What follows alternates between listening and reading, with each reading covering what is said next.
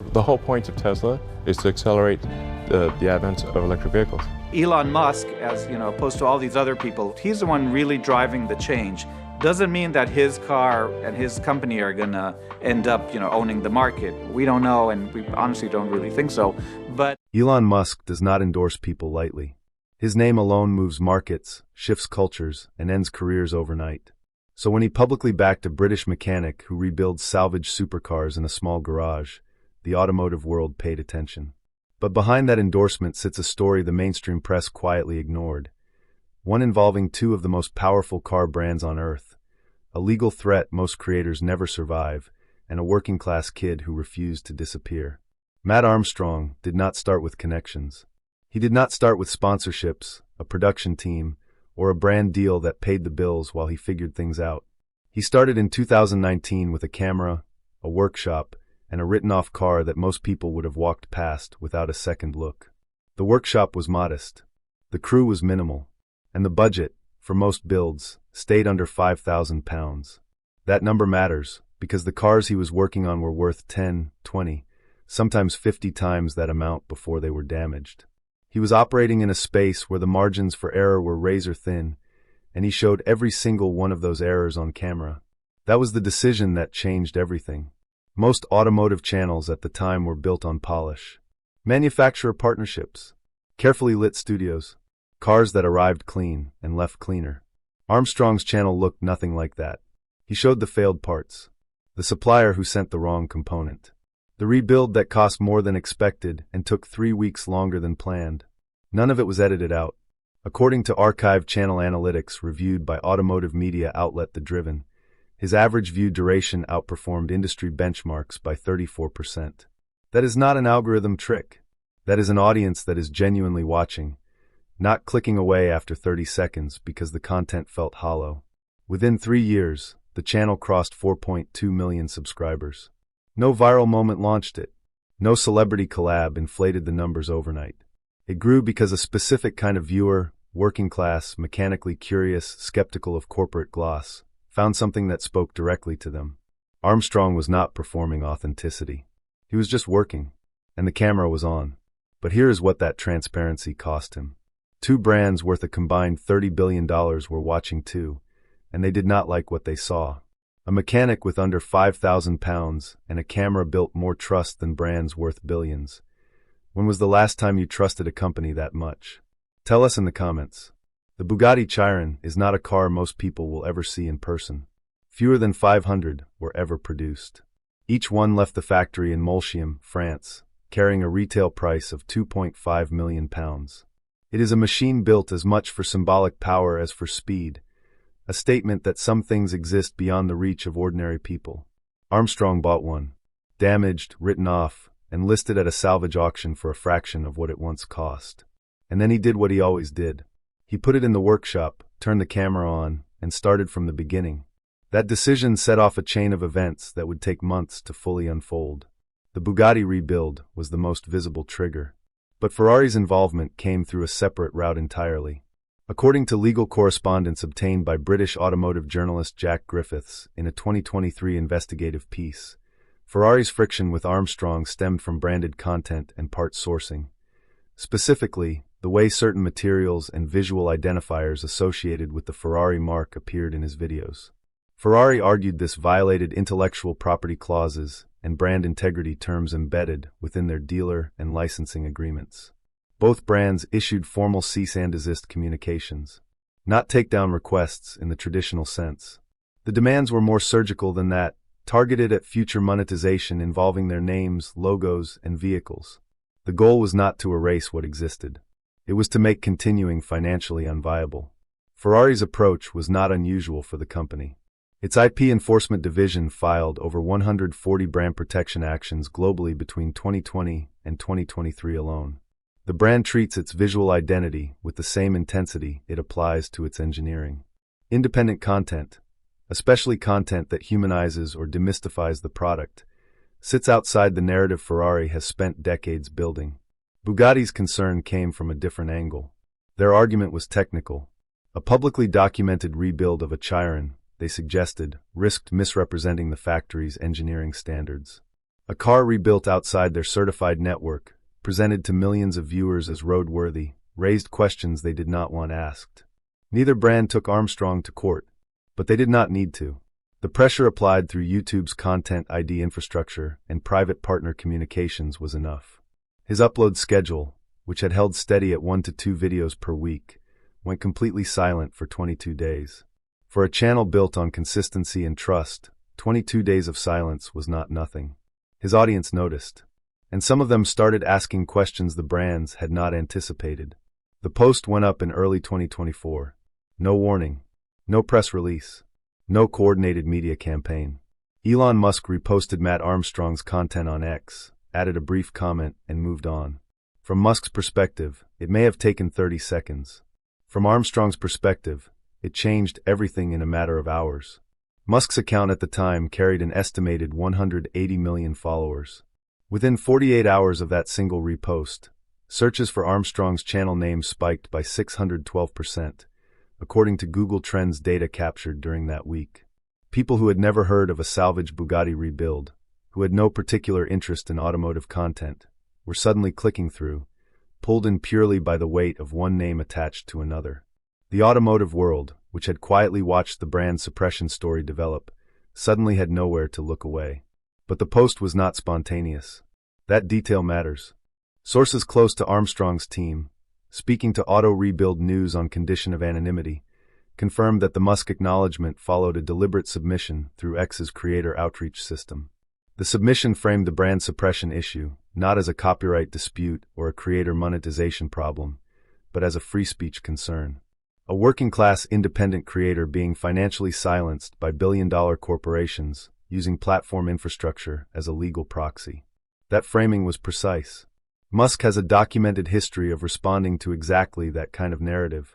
The free speech angle was not incidental. It was the mechanism. This story goes deeper than one post from a billionaire, and the next part of it almost never became public. Subscribe so you don't miss what the brands don't want covered. What the public saw was a wealthy man boosting a mechanic. What was actually happening was a counter-narrative, timed carefully to land before YouTube's internal review process reached its conclusion. The goal was to shift the pressure, to make the story public enough that a quiet resolution in the brand's favor became politically costly for the platform. The strategy worked, but it introduced something Armstrong had not fully prepared for. Musk's endorsement does not arrive clean. It carries associations, political, ideological, cultural, that divide audiences rather than unite them. Within days of the repost, Armstrong's comment sections fractured. Longtime subscribers pushed back against the sudden ideological framing of what had previously been a straightforward rebuild channel. New arrivals brought a different set of expectations entirely. Whether that division ultimately helped or damaged the channel's long-term standing is not a question the subscriber count alone can answer. The number went up, but numbers are not the whole story. And the answer, when it finally became clear, surprised people on both sides of the argument. Most people who watch YouTube have no idea how the system actually works beneath the surface. The platform presents itself as a neutral host, a place where creators upload content and audiences decide what succeeds. That version of events is clean and simple. It is also incomplete. When a verified rights holder, a major corporation with legal standing and platform recognition, submits a Content ID claim or a formal legal flag, YouTube's internal policy responds automatically. A demonetization review is triggered. Ad revenue is withheld. And critically, the channel's growth algorithms are throttled during that review window. The creator does not disappear from the platform. They simply become invisible to it. That review process can last anywhere between 14 and 90 days. For a channel that depends on consistent upload momentum and ad revenue to fund the next build, 90 days is not an inconvenience. It is a structural attack. Both Ferrari and Bugatti qualify as verified rights holders under YouTube's system. That status alone gave them access to a mechanism most independent creators have no equivalent counter to. A 2022 report by the Electronic Frontier Foundation documented 47 separate cases in which automotive and luxury brands used platform mechanisms, rather than courts, to suppress independent content creators. The success rate across those cases was 83%, measured by either permanent demonetization or full content removal. No litigation required. No public record. No judge. Armstrong's case landed in this gray zone. He had not taken anyone's footage. He had not misrepresented the vehicles or fabricated claims about their performance. Every frame of his content was original, manually produced, and, as subsequent independent review would confirm, factually accurate. Yet the system processed his channel identically to how it processes counterfeit goods sellers and trademark infringers. The flag looked the same. The automated response was the same. The revenue hold was the same.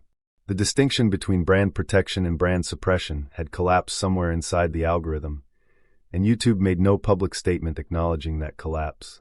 Armstrong's legal team did not stay quiet. They filed a formal counter-notice.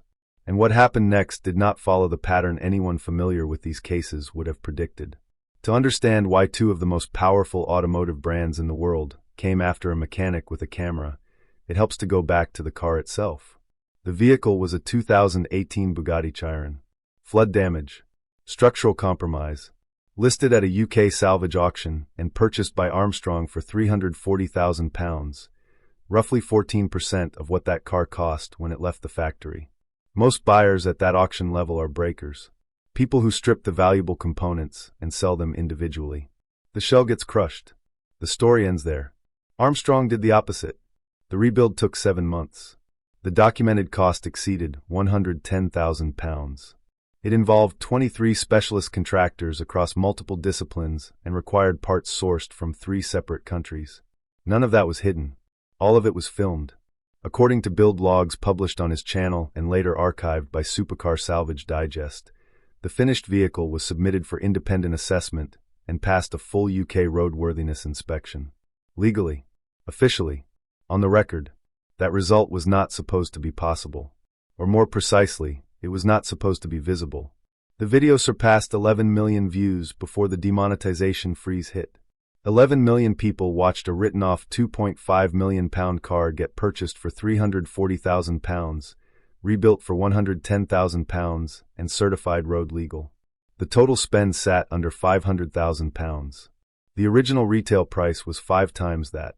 The arithmetic was uncomfortable for Bugatti, not because Armstrong had done anything wrong, but because he had done everything right and documented it in a way anyone could follow.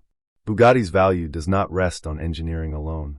It rests on the belief that what they produce cannot be replicated outside their walls, that the price reflects something unreachable. Armstrong's rebuild did not just challenge that belief. It methodically dismantled it, one time-stamped video segment at a time. The brand's response was not purely a legal calculation. It was a defensive reflex from an institution that had just watched its core mythology erode in front of 11 million people. Most people have been told a price is fair for a car, a house, a service, and never questioned what they were really paying for. Armstrong's rebuild made millions of people ask that question for the first time. The numbers that followed the Musk repost were difficult to ignore. In the 6 weeks after the amplification, Armstrong's channel gained approximately 900,000 new subscribers. That single 6-week window outpaced the growth rate of his previous 3 years combined. Advertisers who had quietly distanced themselves from the channel during the brand pressure period suddenly had a different calculation to make. 2 mid-tier automotive sponsors, both of whom had previously declined partnership discussions while the monetization dispute was active, signed multi-video deals within weeks of the resolution. According to industry sources cited in Creator Economy Weekly, those agreements carried a combined estimated value of £480,000. For a creator who had been building on sub-£50,000 budgets, that represented a fundamental shift in operational capacity. Ferrari issued no public statement. Bugatti issued no public statement. YouTube restored full monetization to the flagged videos after 61 days, offering no official explanation for either the original freeze or its reversal. The counter-notice filed by Armstrong's legal team was marked as resolved without adjudication, meaning no formal finding was ever made about whether the original claims had any legal merit. On paper, it looked like a clean victory, but Armstrong did not frame it that way. In a candid video posted shortly after the resolution, he described the preceding months as the most isolating 60 days of his professional life. That phrase landed differently than his audience expected. The comment section had anticipated celebration. What they got instead was something quieter and more honest. A creator describing what it actually feels like to have your livelihood suspended by a system that processes your work the same way it processes fraud, with no human review and no explanation. The episode revealed something that extended well beyond one mechanic and two car brands. It exposed the architecture underneath the platform, the way automated systems, legacy IP frameworks, and corporate legal infrastructure interact to produce outcomes that have nothing to do with whether the content in question is truthful, original, or fair. Armstrong won. In the measurable sense, he won clearly. More subscribers, more revenue, more visibility than the brands had intended to give him. But the system that was used against him is still in place. The 83% success rate documented by the Electronic Frontier Foundation did not change because one case resolved differently. The 47 creators referenced in that 2022 report did not get their channels back because Armstrong's counter-notice was marked resolved. What changed in this specific case was visibility. The story became too public to quietly absorb. That is not a structural fix. It is a one-time variable, and it only worked because the right post reached the right 180 million people at the right moment. Whether that kind of visibility becomes a reliable protection for independent creators, or remains a rare exception, is a question the industry has not answered, and may not want to. Armstrong's story didn't end here. The sponsored deals, the quiet YouTube reversal, and a second legal threat from a different brand entirely. That chapter is already in progress. It's the one the industry hopes stays quiet,